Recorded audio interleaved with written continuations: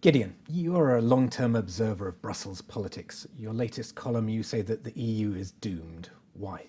Well, doomed is perhaps slightly strong, but I think this is a crisis that is much more serious than many of the others they've faced in the past. There's a kind of slightly trite cliche you hear in Brussels, which is that the EU actually needs crises to progress because that forces them to take the decisions to further integrate.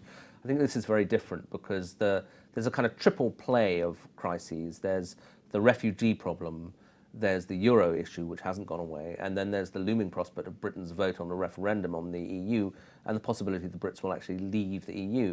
And I think collectively, those three crises begin to unpick the achievements of the European Union. So rather than advancing the EU as it has in the past, actually you could see really quite fundamental things unraveling. The refugee crisis, we're seeing, as we speak, borders closing all over Europe. The idea of a border-free Europe is beginning to crumble. Then you look at the euro, it hasn't blown yet, but it certainly doesn't look like a stable situation in any respect. And I think the fact that those two issues look so bad now possibly begin to tilt the atmosphere in Britain, where until recently, if you'd asked me 2 months ago, will the Brits vote to stay in, I would have been pretty sure, yeah. I'm now thinking it's looking a bit more tightly balanced. But Europe has developed the art of muddling through to an incredible extent. I mean, let's take them one by one. I mean, migration. I mean, clearly 95% of the migrants have been taken by the countries surrounding Syria. It's only a relatively small number of people who have come to Europe so far. Why is this such a terminal challenge to Europe? Well, sure. I mean, certainly by the standards of Turkey or Lebanon, it's a relatively small number of people. But the Germans have just upped the number of people they may get asylum applications they may get this year to 1 million, which is more than 1% of the population. And for pretty settled countries, which aren't going to do what, say, the Turks do and just put people in refugee camps and, leave them there. That's not the way the Europeans could cope with that. They have to give them education, funds, jobs, that kind of thing. It is a massive integration problem, but it's immediately, because of the way the European Union is constructed, it can't be confined to one country. So that the Germans appear to be making a unilateral decision, saying, okay, we'll take these people if the Hungarians won't. But actually, once they're in Germany, they can go anywhere in the EU. And then that begins to pose a problem because you've got populist parties all over the EU running at about 20–25% in a lot of countries, which are specifically opposed to immigration.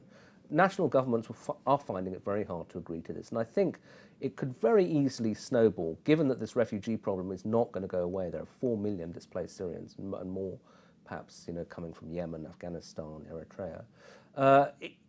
I think you're going to see pressure not just for temporary closure of borders, but actually maybe to unpick the whole Schengen free movement thing, and then that moves on to free movement of labour and equal treatment to access to welfare markets. And these are fundamental to the European Union single market. And although people in Brussels would tell me I'm being hysterical, actually trying to look around a few corners, I do think in the next year or so these are going to be issues that come into play. All right, let's move on to the second crisis, the Eurozone. Do you think Greece is going to leave the Eurozone? And if so, does it really matter? Well, I mean, I think where we left it over the summer is that Greece sort of thought about leaving the Eurozone and then decided, no, it's just too dangerous. And that may sound reassuring, after all, that, the European Union stuck together, the Euro stuck together, but it's a very unsatisfactory way of solving the problem because basically you're saying even for a country that has lost 25% of its output, that has massive unemployment, that hates what's going on, if it tries to leave this situation, it threatens to blow up its own economy. And that's the only reason it's staying. Now, that doesn't strike me as a very sustainable way of operating. Well, that might be a very bad thing for Greece, but does it actually imperil the rest of the Eurozone? Yeah, I think it does, because it does. The other side of the equation, the creditor countries aren't that happy either, because the thing they had to do was to send yet more bailouts to Greece. And so I think you see in Northern Europe, Germany and the Netherlands and Finland, a growing fear that, well, maybe they are slipping into a transfer union, a permanent system of, albeit contested, transfers to Southern Europe. And again, I think that's an invitation to a political backlash. Okay, let's conclude with Brexit and the threat of Brexit. Mm-hmm.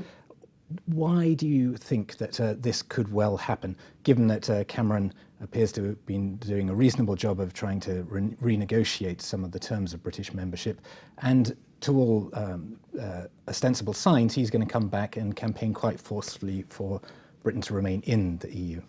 Yeah, well, actually, I would dispute that he's doing a reasonable job. I think he's going to get very little. But, nonetheless, I think it wouldn't have mattered 2 or 3 months ago, but the polls were pretty positive for staying in the EU. And they may swing back, but I think the problem is that the anti-campaign, the ones who want to get out, have one very potent argument, which is immigration. It shows that it's the top concern at the moment for British voters. They can say accurately that if you're in the EU, you do not control your borders, you do not control your immigration policy. Normal circumstances, most people might say, okay, well, we don't like it, but we'll live with it given all the other things. But if you get a big intensification of the migration crisis, if the penny drops that actually anybody that Germany accepts can move to Britain within a couple of years, I think that begins to change the debate. It's early to say how it will change the debate, but I think more broadly, a European Union that is in chaos, that is constantly arguing, falling out with itself, where the single currency looks terrible. A lot of Brits who don't think very hard about this will say, well, you know, is this a club we have to be a member of? Why? It's a shambles. All right. Gideon, thank you very much. Thank you.